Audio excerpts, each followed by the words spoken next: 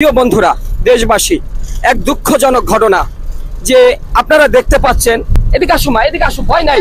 এই ছোট্ট মেয়েটি যে তার জীবনের ঝুঁকি নিয়ে এই যে গাড়িটি ওঠানামা করছে, সে ভিক্ষা করছে। কিন্তু কেন আমাদের দেশে কি কেউ দেখার নেই?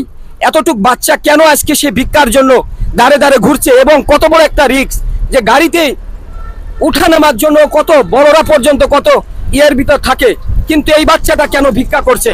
আমরা তার সাথে একটু কথা বলার চেষ্টা করি, কিন্তু দুঃখের বিষয় সে ভয় পেয়ে গিয়েছে, কথা বলতে চাচ্ছে না। সে এই মুহূর্তে বাসের পিছনে গিয়ে লুকিয়ে পড়েছে। তো তবুও চেষ্টা করব তার সাথে কিছু কথা বলার জন্য। কই কই কই এই যে আপনারা দেখতে পাচ্ছেন, এখানে সে লুকিয়ে গেছে, কিন্তু সে পাচ্ছে ভয়। আসলে কিন্তু এরকম কোনো বিষয় নয়।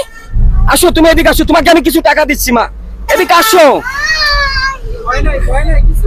আরে এইদিকে আসো, নাও তুমি টাকা নিয়ে যাও। এই যে এদিকে আসো, এই মা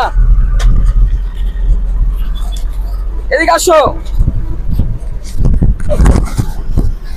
এই নাও, এটা নাও, এই যে এই নাও। বন্ধুরা নাও, আমি আসলে বিষয়টা আমি সচেতন করার জন্য করতেছি।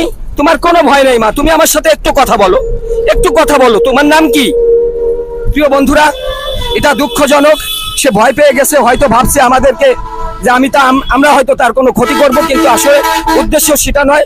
উদ্দেশ্য হলো আমাদের দেশে কেন এতটুকু বাচ্চা ভিক্ষা করবে, আর তার কি কেউ নেই? আর আমাদের সমাজ ব্যবস্থা কি একটু দেখতে পারে না? এই আশা ব্যক্ত করে আমি সকলের কাছে অনুরোধ করব, আসুন না, আমাদের দেশটা তো আস্তে আস্তে কত উন্নতির দিকে যাচ্ছে, কিন্তু এটা দুঃখজনক যে এতটুক বাচ্চা তো যে আজ গাড়িতে ভিক্ষা করে, উঠতে নামতে যে কোনো সময় একটা অনাকাঙ্ক্ষিত ঘটনা ঘটে যেতে পারে।